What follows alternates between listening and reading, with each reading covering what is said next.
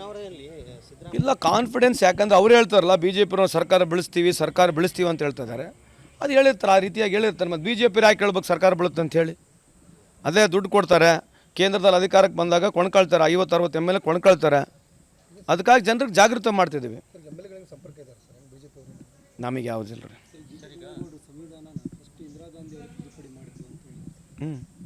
ಅಲ್ಲ ರೀ, ಅಮೆಂಡ್ಮೆಂಟ್ಸ್ಗಳು ತಂದಿದ್ದಾರೆ, ಕಾನ್ಸ್ಟಿಟ್ಯೂಷನಲ್ ಅಮೆಂಡ್ಮೆಂಟ್ಸ್ ತಂದಿರತಕ್ಕಂಥದ್ದು ಭಾಳ ಸಲ ಇದೆ. ಅದಕ್ಕೇನಿದೆ, ಹೊಸ ಅಮೆಂಡ್ಮೆಂಟ್ಸ್ಗಳು ತಂದಿದ್ದಾರೆ. ಇವ್ರು ಸಂವಿಧಾನನ ಚೇಂಜ್ ಮಾಡ್ತೀವಿ ಅನ್ನೋದಕ್ಕೂ ತಿದ್ದುಪಡಿಗೂ ವ್ಯತ್ಯಾಸ ಇದೆ. Time there are changes. ಇವ್ರು ಸಂವಿಧಾನನೇ ಚೇಂಜ್ ಮಾಡ್ತೀವಿ ಅಂತಕ್ಕಂಥದ್ದು ಇವ್ರು ಹೇಳ್ತಕ್ಕಂಥ ವಾದ. ಅಲ್ಲ, ಖಂಡಿತವಾಗ್ಲೂ ಏನು ಡ್ಯಾಮೇಜ್ ಆಗುತ್ತಂತ ನಾವು ಈಗ ಹೇಳೋಕ್ಕೆ ಸದ್ಯದಲ್ಲಿ ಕಷ್ಟ ಇದೆ. ಯಾಕಂದರೆ ಇದು ಹೊಸದಾಗಿರ್ತಕ್ಕಂಥದ್ದು.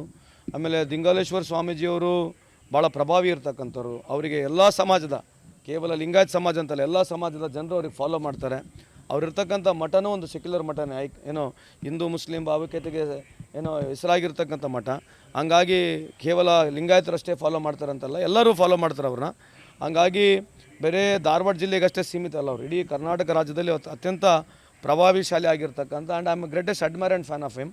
ಸೊ ಅವ್ರು ನಿಂತರೆ ರಾಜಕಾರಣ ಯಾವ ರೀತಿ ಆಗುತ್ತೆ ಅನ್ನೋದಕ್ಕೆ ನನಗೀಗ ಸದ್ಯಕ್ಕೆ ಅದ್ರ ಬಗ್ಗೆ ಹೇಳ್ತಕ್ಕಂಥದ್ದು ತುಂಬ ಕಷ್ಟ ಇದೆ.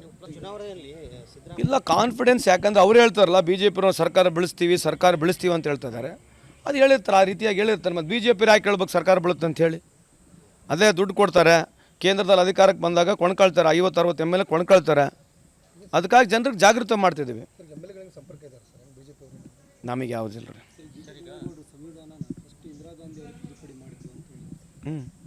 ಅಲ್ಲ ರೀ, ಅಮೆಂಡ್ಮೆಂಟ್ಸ್ಗಳು ತಂದಿದ್ದಾರೆ, ಕಾನ್ಸ್ಟಿಟ್ಯೂಷನಲ್ ಅಮೆಂಡ್ಮೆಂಟ್ಸ್ ತಂದಿರತಕ್ಕಂಥದ್ದು ಭಾಳ ಸಲ ಇದೆ. ಅದಕ್ಕೇನಿದೆ, ಹೊಸ ಅಮೆಂಡ್ಮೆಂಟ್ಸ್ಗಳು ತಂದಿದ್ದಾರೆ. ಇವ್ರು ಸಂವಿಧಾನನ ಚೇಂಜ್ ಮಾಡ್ತೀವಿ ಅನ್ನೋದಕ್ಕೂ ತಿದ್ದುಪಡಿಗೂ ವ್ಯತ್ಯಾಸ ಇದೆ. Time there are changes. ಇವ್ರು ಸಂವಿಧಾನನೇ ಚೇಂಜ್ ಮಾಡ್ತೀವಿ ಅಂತಕ್ಕಂಥದ್ದು ಇವ್ರು ಹೇಳ್ತಕ್ಕಂಥ ವಾದ. ಅಲ್ಲ, ಖಂಡಿತವಾಗ್ಲೂ ಏನು ಡ್ಯಾಮೇಜ್ ಆಗುತ್ತಂತ ನಾವು ಈಗ ಹೇಳೋಕ್ಕೆ ಸದ್ಯದಲ್ಲಿ ಕಷ್ಟ ಇದೆ. ಯಾಕಂದರೆ ಇದು ಹೊಸದಾಗಿರ್ತಕ್ಕಂಥದ್ದು. ಆಮೇಲೆ ದಿಂಗಾಲೇಶ್ವರ ಸ್ವಾಮೀಜಿಯವರು ಭಾಳ ಪ್ರಭಾವಿ ಇರ್ತಕ್ಕಂಥವ್ರು. ಅವರಿಗೆ ಎಲ್ಲ ಸಮಾಜದ, ಕೇವಲ ಲಿಂಗಾಯತ್ ಸಮಾಜ ಅಂತಲ್ಲ, ಎಲ್ಲ ಸಮಾಜದ ಜನರು ಅವ್ರಿಗೆ ಫಾಲೋ ಮಾಡ್ತಾರೆ. ಅವರಿರ್ತಕ್ಕಂಥ ಮಠನೂ ಒಂದು ಸೆಕ್ಯುಲರ್ ಮಠನೇ, ಏನೋ ಹಿಂದೂ ಮುಸ್ಲಿಂ ಭಾವೈಕ್ಯತೆಗೆ ಏನೋ ಹೆಸರಾಗಿರ್ತಕ್ಕಂಥ ಮಠ. ಹಂಗಾಗಿ ಕೇವಲ ಲಿಂಗಾಯತರಷ್ಟೇ ಫಾಲೋ ಮಾಡ್ತಾರಂತಲ್ಲ, ಎಲ್ಲರೂ ಫಾಲೋ ಮಾಡ್ತಾರೆ ಅವ್ರನ್ನ. ಹಂಗಾಗಿ ಬೇರೆ ಧಾರವಾಡ ಜಿಲ್ಲೆಗಷ್ಟೇ ಸೀಮಿತ ಅಲ್ಲ, ಅವರು ಇಡೀ ಕರ್ನಾಟಕ ರಾಜ್ಯದಲ್ಲಿ ಅತ್ಯಂತ ಪ್ರಭಾವಿಶಾಲಿ ಆಗಿರ್ತಕ್ಕಂಥ. And I am greatest admire and fan of him. So ಅವ್ರು ನಿಂತರೆ ರಾಜಕಾರಣ ಯಾವ ರೀತಿ ಆಗುತ್ತೆ ಅನ್ನೋದಕ್ಕೆ ನನಗೀಗ ಸದ್ಯಕ್ಕೆ ಅದ್ರ ಬಗ್ಗೆ ಹೇಳ್ತಕ್ಕಂಥದ್ದು ತುಂಬ ಕಷ್ಟ ಇದೆ. ಅನುಕ್ಷಣದ ಸುದ್ದಿಗಳಿಗಾಗಿ ವಿಸ್ತಾರ ನ್ಯೂಸ್ ಯೂಟ್ಯೂಬ್ ಚಾನೆಲ್ ಸಬ್ಸ್ಕ್ರೈಬ್ ಮಾಡಿ. ಹೊಸ ಸುದ್ದಿಗಳ ನೋಟಿಫಿಕೇಶನ್ಗಾಗಿ ಬೆಲ್ ಐಕಾನ್ ಕ್ಲಿಕ್ ಮಾಡಿ. ಲೇಟೆಸ್ಟ್ ಅಪ್ಡೇಟ್ಸ್ಗಾಗಿ www.vistaranews.com ವೆಬ್ಸೈಟ್ಗೆ ವಿಸಿಟ್ ಮಾಡಿ.